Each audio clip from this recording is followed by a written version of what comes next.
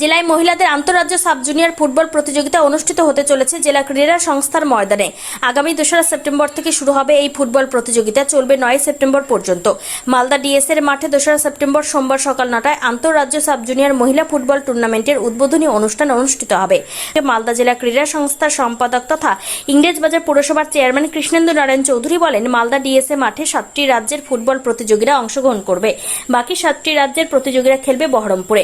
মালদায় মেঘালয়, গুজরাট, বিহার, কর্ণাটক, মহারাষ্ট্র, পাঞ্জাব এবং ঝাড়খণ্ড রাজ্যের মহিলা ফুটবল প্রতিযোগিতা অংশ নেবেন। প্রতিদিনের খেলা অনুষ্ঠিত হবে প্রথম পর্যায়ে সকাল 9টায় এবং দ্বিতীয় পর্যায়ে দুপুর 3টায়। এই ফুটবল টুর্নামেন্ট দেখার জন্য কোনো রকম প্রবেশপত্র থাকছে না।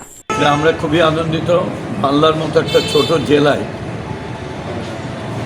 জাতীয় সাব জুনিয়র মহিলা ফুটবল 2 তারিখ থেকে 9 তারিখ পর্যন্ত এখানে অনুষ্ঠিত হবে। আইএফএ, আইএফএ এবং মালদা ডিএসএ যৌথ উদ্যোগে এখানে হবে। আমাদের এখানে থাকবে মহারাষ্ট্র থাকবে, বিহার থাকছে, গুজরাট থাকছে, পাঞ্জাব থাকছে, কর্ণাটক থাকছে, মেঘালয় থাকছে, ঝাড়খণ্ড থাকছে, পাঞ্জাব থাকছে। এই 7টা রাজ্য আমাদের মালদায় খেলবে। তার পরবর্তীটা বহরমপুরে ফাইনাল হবে।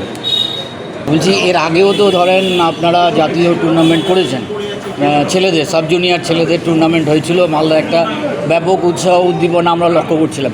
তো এইবার এইটাকে সামনে রেখে আপনারা কি ধরনের প্রচার নিচ্ছেন ফুটবলের প্রচারে? না, আমাদের বাংলা এক সময় ফুটবলের খুব প্রচার ছিল, সারা ভারতবর্ষে কেন সারা পৃথিবীতেই মোটামুটি ছিল, কিন্তু সেটা নষ্ট হয়ে গেছে।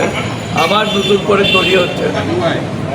যেরকম আমাদের এই মেয়েরা রাজ্য, মালদার মেয়ে রাজ্য স্তরে চান্স পেয়েছে, ক্রিকেটে পেয়েছে, ফুটবলে পেয়েছে, ছেলেরা পেয়েছে, ইন্টারন্যাশনাল লেভেলে আমাদের অ্যাথলেটসের চান্স পেয়েছে, অনেক কিছু হয়েছে। আমরা আরও ভালো করে করতে চাই।